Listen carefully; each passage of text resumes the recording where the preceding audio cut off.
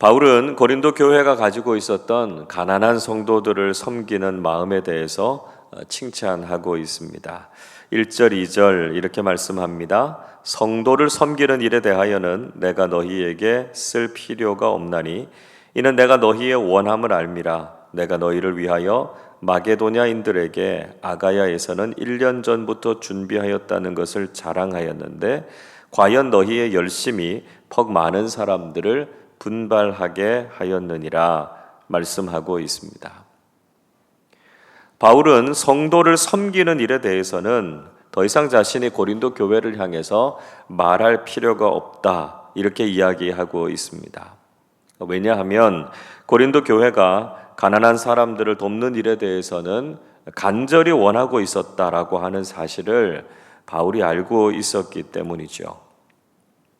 특히 고린도 교회가 글라우디오 황제 치하에서 어려움 가운데 있었던 예루살렘 교회를 돕기 위해서 1년 전부터 구제 헌금을 하기로 작정했다라고 하는 말씀을 드렸습니다. 바울은 이 소식을 마게도냐에 있는 교회들, 빌립보 교회, 데살로니가 교회, 또 베레아 교회 등에 전했을 때 그 소식이 그들에게 큰 도전이 됐다 이렇게 말하고 있습니다. 그러니까 고린도 교회가 가지고 있었던 신앙적인 열정과 형제 사랑의 마음이 다른 교회들에게도 이미 좋은 영향력을 미쳤다라고 하는 사실을 상기시켜 주고 있는 것이죠. 바울은 지금 연보위원들을 파송하면서 이런 자랑이 헛되지 않도록 잘 준비해 달라 이렇게 부탁하고 있습니다. 3절을 보시죠. 그런데 이 형제들을 보낸 것은 이 일에 너희를 위한 우리의 자랑이 헛되지 않고 내가 말한 것 같이 준비하게 하려 함이라 말씀하고 있습니다.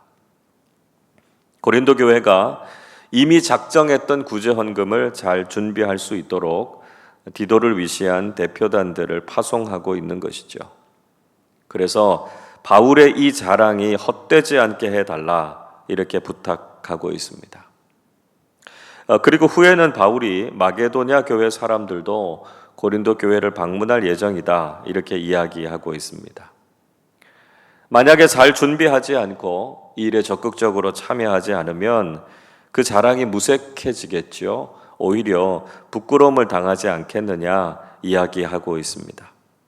그래서 이런 일들이 차질 없이 잘 준비되도록 또 잘 참여할 수 있도록 연보위원들을 먼저 보내고 있습니다. 바울은 그들이 드리는 헌금이 참된 헌금이 되도록 준비하는 것이 필요하다 하는 것을 이야기합니다. 5절 말씀 보시죠. 그러므로 내가 이 형제들로 먼저 너희에게 가서 너희가 전에 약속한 연보를 미리 준비하게 하도록 권면하는 것이 필요한 줄을 생각하였노니 이렇게 준비하여야 참 연보답고 억지가 아니니라 이야기합니다. 바울은 다시 한번 연보위원들을 먼저 보내는 이유에 대해서 설명하고 있습니다. 그러니까 고린도 교회는 1년 전에 이미 예루살렘 교회를 돕기 위해서 약속한 연보, 그러니까 헌금을 작정했던 것이죠. 그래서 마음에 작정했던 것을 이제 실천할 수 있도록 미리 준비하게 해야만 그것이 참된 헌금이 될 것이다 이야기하고 있습니다. 이런 준비의 과정이 없이 갑자기 바울이 가서 헌금을 하라 이렇게 말을 하면 마치 마음에 없는 일을 억지로 하는 것 같은 생각이 들 수도 있었기 때문입니다. 그래서 가난한 사람들을 돕기 위해서 미리 작정한 헌금을 준비할 수 있는 여유를 주는 것이죠. 그리고 자원하고 기쁨으로 동참할 수 있도록 배려하고 있는 것을 볼 수 있습니다. 우리는 헌금 생활에 있어서 어떤 모습이 성숙하고 아름다운 것인가 하는 것을 깨닫게 되죠. 우리는 하나님께 헌신하고 공동체와 이웃들을 돌아볼 수 있는 헌금 생활에 열정과 기쁨을 담아야 한다는 것입니다. 우리가 보이는 모범적인 헌금 생활이 다른 사람들이 보기에도 도전이 되고 또 칭찬이 될 수 있어야 된다는 것이죠. 우리가 기도하고 또 원함으로 작정하고 하나님 앞에 드리는 이 헌금을 통해서 하나님께는 기쁨이 되고 다른 사람들에게는 모범이 되는 신앙인들이 되실 수 있기를 바랍니다. 바울은 우리가 이렇게 헌금할 때 어떤 복으로 이어지게 되는가 하는 것을 계속해서 말씀해 주고 있습니다. 6절을 보십시오. 이것이 곧 적게 심는 자는 적게 거두고 많이 심는 자는 많이 거둔다 하는 말이로다 이야기하고 있습니다. 바울은 심는 대로 거둔다라고 하는 중요한 원칙을 이야기하고 있죠. 우리가 구원은 은혜로 받는 것이지만 상급은 우리가 행한 대로 받는다는 것이죠. 우리가 하나님께 헌금을 드리고 그것으로 하나님의 사역을 하고 다른 사람들을 돌보는 일을 하는 것, 우리가 행해야 할 마땅한 의무다 하는 것을 이야기하고 있습니다. 이 일에 더욱 헌신하면 하나님께서 더 많은 것으로 채워주신다 말씀하고 있죠. 무엇보다 헌금 생활의 가장 중요한 원칙, 자발적인 참여다 말씀합니다. 7절이 이렇게 말씀하지요. 각각 그 마음에 정한 대로 할 것이요 인색함으로나 억지로 하지 말지니 하나님은 즐겨내는 자를 사랑하시느니라 말씀하고 있습니다. 각각 그 마음에 정한 대로 하라 이야기하고 있습니다. 그러니까 누가 시켜서 하는 것이 아니라 자신의 신앙의 기준에 따라서 스스로 하나님께 드릴 것을 정하라는 것입니다. 우리가 하나님께 드릴 때도 인색한 마음, 억지로 드리는 마음이 아니어야 한다는 것이죠. 말씀드렸던 것처럼 하나님께서는 자원하는 예물은 기뻐하시지만 억지로 인색하게 드리는 것은 기뻐하지 않으신다 분명히 말씀하고 있습니다. 하나님께서는 전혀 부족함이 없으신 분이신데 우리로 하여금 이렇게 헌금할 것에 대해서 말씀하시는 이유는 우리로 하여금 하나님께서 하시는 일에 동참하게 하시기 위함이죠. 우리의 소유를 가지고 하나님께서 하시는 생명을 구원하고 살리는 일에 동참할 수 있게 하시고 우리를 쓰시기 원하신다라고 하는 것이죠. 우리가 이 일에 함께 참여할 수 있다는 것, 이 일을 위해서 쓰임 받을 수 있다는 것이 오히려 큰 축복이라는 것입니다. 우리가 하나님 앞에서 이런 삶을 살기로 헌신할 때 하나님께서 우리에게 더 풍성한 은혜를 주실 것이다 말씀하고 있습니다. 8절 말씀 우리 같이 한번 읽어보겠습니다. 하나님이 능히 모든 은혜를 너희에게 넘치게 하시나니 이는 너희로 모든 일에 항상 모든 것이 넉넉하여 모든 착한 일을 넘치게 하려 하심이라. 우리가 하나님께 드려야 할 것을 마땅히 드릴 때 하나님께서는 우리가 신앙인다운 삶을 살아갈 수 있도록 또 선한 삶을 실천하며 살아갈 수 있도록 충분할 만큼 우리에게 부어주신다 말씀하고 있습니다. 오늘 본문의 9절 말씀은 시편 112편 9절 말씀을 인용하고 있는 내용입니다. 이런 말씀이죠. 그가 재물을 흩어 빈궁한 자들에게 주었으니 그의 의가 영구히 있고 그의 뿔이 영광 중에 들리리로다 말씀하고 있습니다. 자신의 재물을 가난한 자들에게 나누어 주는 사람은 그의 의가 영원할 것이다 하는 거지요. 그리고 영광스러운 삶을 살게 될 것이라고 축복하고 있습니다. 또 하나님께서는 심는 자에게 씨와 먹을 양식을 풍성하게 주신다 말씀합니다. 10절 11절 이렇게 말씀합니다. 심는 자에게 씨와 먹을 양식을 주시는 이가 너희 심을 것을 주사 풍성하게 하시고 너희 의의 열매를 더하게 하시리니 너희가 모든 일에 넉넉하여 너그럽게 연보를 함은 그들이 우리로 말미암아 하나님께 감사하게 하는 것이라 말씀합니다. 하나님께서는 모든 일에 넉넉하고 풍성하게 드릴 수 있도록 우리를 채워주신다는 것이죠. 늘 하나님께 감사하는 삶을 살게 하신다는 것입니다. 우리가 이렇게 올바른 헌금 생활과 나눔의 정신을 가지면 하나님께서 우리의 삶을 책임지시고 풍성하게 하신다 약속해 주시고 있습니다. 바울은 우리 그리스도인들이 해야 하는 중요한 봉사 가운데 하나가 바로 이 헌금 생활임을 강조하고 있습니다. 12절을 보십시오. 이 봉사의 직무가 성도들의 부족한 것을 보충할 뿐 아니라 사람들이 하나님께 드리는 많은 감사로 말미암아 넘쳤느니라 말씀하고 있습니다. 바울은 헌금 생활을 가리켜서 이 봉사의 직무 이렇게 이야기하고 있습니다.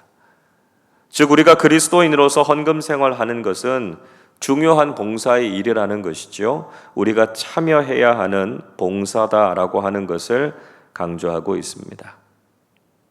13절도 이렇게 말씀합니다. 이 직무로 증거를 삼아 너희가 그리스도의 복음을 진실히 믿고 복종하는 것과 그들과 모든 사람을 섬기는 너희의 후한 연보로 말미암아 하나님께 영광을 돌리고 말씀하고 있습니다. 또 이런 헌금 생활은 우리의 신앙을 증명하는 통로가 된다는 것이죠. 즉 우리가 하나님께 정성껏 드리는 이 헌금 생활을 통해서 우리가 복음에 순종하고 하나님께 영광을 돌려드리는 참된 신앙인이다 하는 것을 보일 수 있다는 것입니다. 우리가 흔히 세례교인의 두 가지 의무 이야기할 때 공예배 참석과 헌금의 의무에 대해서 이야기합니다. 이것은 우리가 선택할 수 있는 것이 아니라 우리가 마땅히 해야 하는 봉사의 직무라는 것이죠. 우리가 이런 일들을 실천하는 것이 하나님 앞에서 바른 신앙인으로 살아가는 것을 증명하는 척도가 된다 하는 것을 기억해야 된다는 것입니다. 또 우리는 이런 헌금 생활을 통해서 사람들의 사랑을 받는 계기가 된다는 것이죠. 14절은 이렇게 말씀합니다. 또 그들이 너희를 위하여 간구하며 하나님이 너희에게 주신 지극한 은혜로 말미암아 너희를 사모하느니라 말씀합니다. 바울은 고린도 교회에 헌금을 전달받은 사람들이 큰 도움을 입고 큰 은혜를 입어서 그들을 사랑하는 마음으로 기도할 것이다 이렇게 말하고 있습니다. 우리가 어려운 사람들을 도우면 그들이 진심으로 감사하지 않습니까?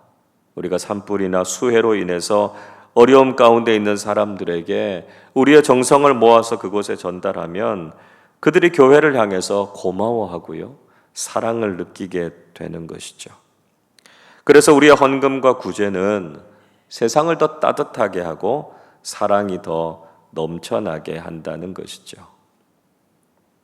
마지막으로 바울은 이런 은사를 주신 하나님께 감사를 드리고 있습니다. 15절 이렇게 말씀합니다. 말할 수 없는 그의 은사로 말미암아 하나님께 감사하노라 이야기하죠. 바울은 말할 수 없는 하나님의 은사에 대해서 감사했습니다. 그의 은사라고 하는 것이 무엇입니까? 우리에게 물질을 주셔서 기쁨으로 하나님께 헌금할 수 있는 여력을 의미하고 있죠. 자, 우린 여기에서 물질이라고 하는 것이 하나님께서 우리에게 주신 중요한 은사라는 것을 깨닫게 됩니다. 하나님께서 우리에게 물질을 은사로 주신 거죠. 물질은 복이 아니라 은사입니다. 다시 말씀드리면 물질은 모든 사람들에게 다 주신 것이 아니라 은사로 어떤 사람들에게 주신 것이다 라고 하는 것이죠. 그래서 그리스도인들 중에는 부유한 사람들도 있고요, 가난한 사람들도 있습니다. 우리가 부유한가 가난한가 라고 하는 것은 하나님의 복을 받았느냐 받지 못했느냐의 문제가 아니라는 것이죠. 물질의 은사 이렇게 말하고 있는 것은 우리가 돈을 소유하고 누리는 것이 중요한 것이 아니라 그것을 은사로 알고 잘 사용하는 것이 중요하다는 것입니다. 왜냐하면 은사는 소유 가치가 아니고 사용 가치가 있기 때문이죠. 그래서 바울은 물질의 은사를 주신 하나님께 감사하면서 그것을 잘 사용하라 이렇게 권면하고 있습니다. 우리도 하나님께서 주신 물질의 은사에 감사하고 그것을 하나님의 뜻대로 잘 사용하실 수 있기를 바랍니다. 기쁨으로 하나님께 드려야 할 것을 하나님께 드리고 하나님께 영광을 올려드릴 뿐만 아니라 우리의 이웃들을 향해서 물질의 은사를 잘 사용해서 우리의 모든 삶 속에서 성숙한 믿음을 드러내는 우리 모두가 되시기를 주님의 이름으로 축원합니다. 기도하겠습니다.